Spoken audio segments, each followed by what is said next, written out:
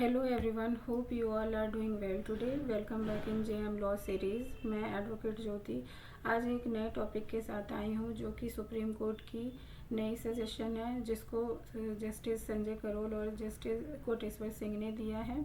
यहाँ पे उन्होंने पॉस्को से रिलेटेड सजेशन दिया, जिसमें उन्होंने कहा कि रोमियो जूलियट क्लॉज को पॉस्को अधिनियम में शामिल करने पर विचार करना चाहिए ताकि सहमति वाले किशोर संबंधी को अपराध न माना जाए।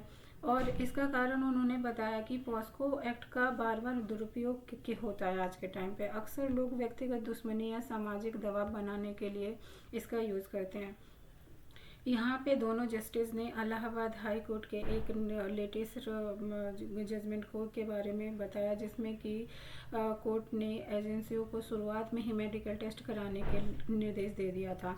बाद में इसी जजमेंट को रद्द किया गया और कहा गया कि जो पॉस्को का जो 2015 का पॉस्को का सेक्शन 94 है, उसके अनुसार किसी भी व्यक्ति की एज डिफाइन करने के लिए उसका स्कूल का सर्टिफिकेट इनफ होता है। पहला क्राइटेरिया तो स्कूल का सर्टिफिकेट ही होना चाहिए। मेडिकल टेस्ट अंतिम विकल्प की तरह यूज़ होना चाहिए, ना कि फर्स्ट विकल्प।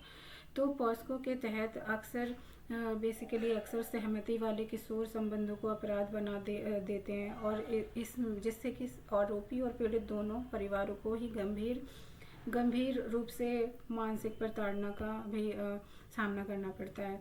तो अगर जो हम इसी चीज़ को अंतर्राष्ट्रीय दृष्टिकोण पे देखते हैं तो पाते हैं कि रोमियो जूलियट क्लॉज विदेशों में मतलब कई फॉरेन कंट्रीज़ में ये अवेलेबल है। तो जिससे कि जो नज़दीकी उम्र वाले किशोर रिलेटेड संबंध वाले क्राइम्स होते हैं, उनको उतना कठोर कंसिडर नहीं किया जाता जितना कि इंडिया में बना दिया जाता है।